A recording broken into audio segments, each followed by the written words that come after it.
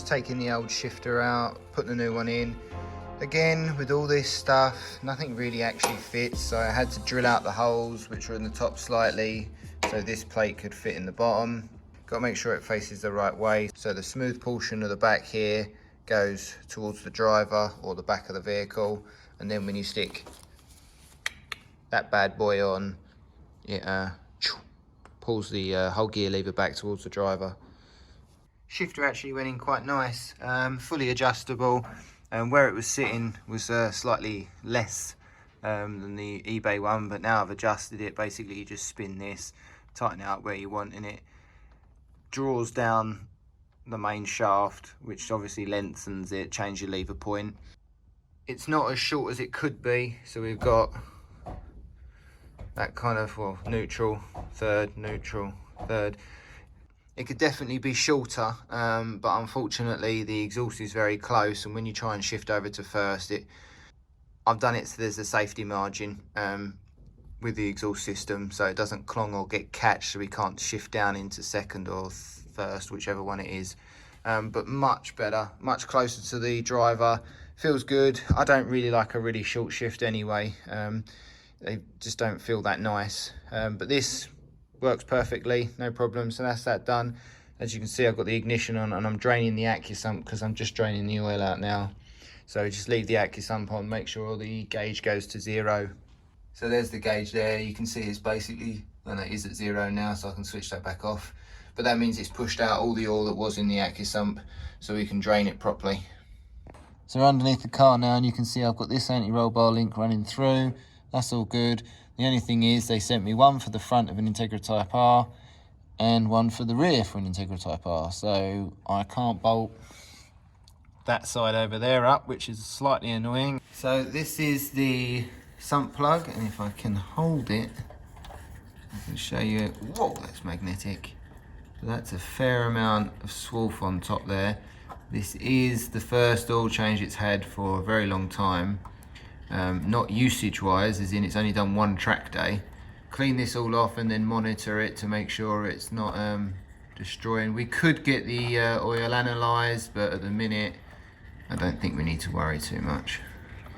So I've had the oil draining overnight. I'm going to unbolt the oil cooler, get the fittings off that, turn that upside down, drain that off. Then inside the engine bay we've got the oil filter remote housing, which also needs to be drained off as well and replaced. And then we're going to refill with this CFS 1050 from Miller's. So once you've got the oil filter off, the best way to drain it is upright like this. If you turn it so both the holes at the bottom, actually oil just stays in all the cores and doesn't drain through. If you flick it up on its side, you can, well, once you've drained most of it out, you can then fill up this lower gully or lower portion and then drain it off bit by bit. As the filter's mounted vertically into the housing, I'm gonna fill up the oil filter before putting it on, just to make life a little bit easier for the engine before it starts. So just filling that up, and you can see it takes a while for the oil to go through the paper filter that's inside. You can see we've got it almost full, but you're still getting, as it slowly drains through the paper part, we're still getting air push out. And I even thought that that was the last one I was gonna do, but you can see it's actually way down there now. It's quite impressive how much they hold. And while we're up the front, just placed in the oil cooler, might as well just top up this. I put one bolt in it so I can bring it out, put a funnel in, and we'll fill that up as well. Fill her up. That's the oil that's come out of the catch can. It's actually quite a lot, although it's very fluid-like. So it's a much thinner oil than what's come out of the engine. You can see it's slightly thicker at the bottom, so there's a lighter fluid at the top, there was water at the bottom as that's the heaviest, and then there's like a thick layer of, you can see the difference in layers. Potentially the rocker cover breathers need to be on the inside of the rocker cover. They need to be covered in some way, so we can't just get oil thrown into them from everything spinning. I may look at that later. I think we'll do one more track day and I'll check how much oil has been thrown out. If there is the same amount, then I think I'll whip off the rocker cover and we'll look at welding some pipe work that goes basically 90 degrees once it gets in, because it's basically just a hole straight through. The baffle system's been removed. Just gonna crank it for the oil, and these batteries are pretty small and can't really take a lot of cranking. So Anderson plug goes a long way. the old jump pack. Makes it nice and easy. Ignition on, I'll leave the fuel pump off and we'll just crank away. Wait for the oil light to go out. I'm just going to point out the Super. Mr. Smith drives like a granny. So after a bit of cranking, the light finally went out and we got the AccuSump fully filled up while running the engine. So we'll check the oil now. So I've just wired in the cut-off correctly this time, as basically for some reason I didn't link in the main power wire into the cut-off itself. Mind blown. It was literally power into the switch, power out the switch for the ignition. Yeah, no excuse. Missed that one. 2 terminals left on the bottom of the cut-off. Just obviously ignored them entirely. So yeah, all that works now. So running as we'd expect.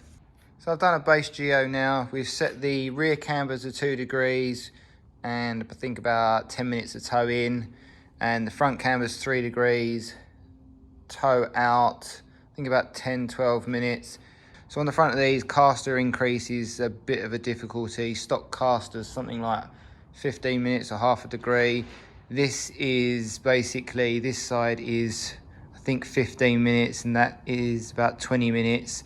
But this has had some crash damage and we've already shimmed the front wishbone forward. Basically the front wishbone can split into 2, and if you put some washers in there you can actually shim it forward to add a bit of caster, but where it's had some crash damage. So this is shimmed with about 3mm washers while the other side's got nothing in it whatsoever. So we're going to look into some caster increasing arms, bushes. I know they do a top arm which has got some caster adjustment, and they've also got some rear bushes that push some caster, but the clearance between the anti-roll bar and the back part of the wishbone, so the rear wishbone bush, is very minimal. I think there's about 5 or 6 mil. There's a potential we could mess about with it a little bit, but it's probably better to try and get more on the arms. So we got the roll center kit coming, so that'll be front and rear, so then we can get the car a little bit lower. We've still got to cut out the rear arches, so we got a bit more clearance above the tyres, because the offset and the way these sit is basically beyond the bodywork, and there's not a huge amount of movement there, and we're already quite high. So I haven't done the corner weighting. I've leveled the ride height, but nothing crazy. We want to get this suspension settled and running, do a track day. He can have some fun in it, and then we'll get her back in. So M factory LSD's also got to go in. So we've got an Integra Type R steering rack, so that could potentially go in when the M factory diff goes in and when we do roll center correction. There is a slight problem with the wheelwoods at the minute, where the bottom set of pistons on both sides don't seem to be moving properly. Now it could just be corrosion where they've sat a while, it hasn't really been used that much. I've played with them now, so I've pushed them back in and out, as in, you know, push them in, pump them out. Done that a few times and they seem to be fairly close, like as in take the pads out, take the caliper off, have a look at it, pump the pedal and see if they all move together or whether some move and some don't move. So they all seem pretty good now, but we will definitely monitor that. He does need a new disc this side anyway.